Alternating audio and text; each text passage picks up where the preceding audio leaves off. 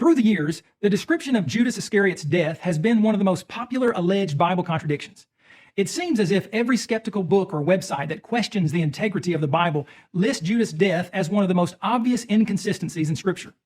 Whereas Matthew records that Judas went out and hanged himself after betraying Jesus for 30 pieces of silver, Luke records in the book of Acts that falling headlong, he burst open in the middle and all his entrails gushed out. Because Matthew only mentions Judas being hanged, while Luke mentions Judas falling headlong and bursting open at his midsection, a real contradiction supposedly is staring us in the face. The truth of the matter is, however, like the accounts of Jesus' resurrection and many other Bible events, these two verses simply supplement each other. It's not an either-or scenario. Judas indeed hanged himself, and sometime later, his body fell headfirst, causing his midsection to burst open.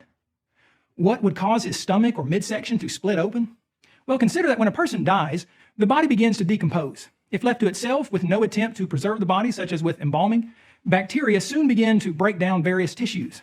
As a result, gases are released within the body, which in turn cause it to swell. It certainly is not difficult to imagine that a dead human body, which may have been swelling for a number of days, could have fallen a short distance from wherever it was hanging and easily burst open once striking the ground.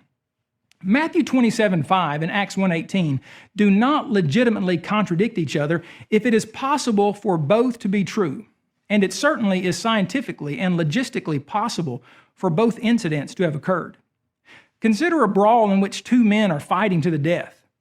The larger man strikes the undersized man in the throat, crushing his trachea. For nearly 60 seconds, the wounded man stumbles around, trying to breathe, but to no avail. He then goes limp, falls to the ground, and strikes his head on the cement, having died from asphyxia. When the police come to the scene and ask various witnesses what happened, one person will likely declare, James struck John and killed him. Another person may say, John appeared to suffocate following a fight, while another who was late to the fight might add, falling headfirst, John busted his skull on the ground, causing part of his brain to ooze out onto the concrete. Are these statements from the witnesses contradictory?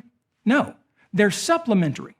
Likewise, neither of the statements concerning the death of Judas is contradictory. Simply put, one does not exclude the other.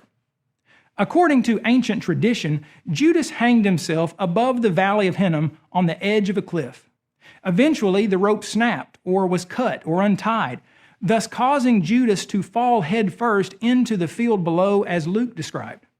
Matthew does not deny that Judas fell and had his entrails gush out, and Luke does not deny that Judas hanged himself. In short, Matthew records the method in which Judas attempted his death. Luke reports the end result.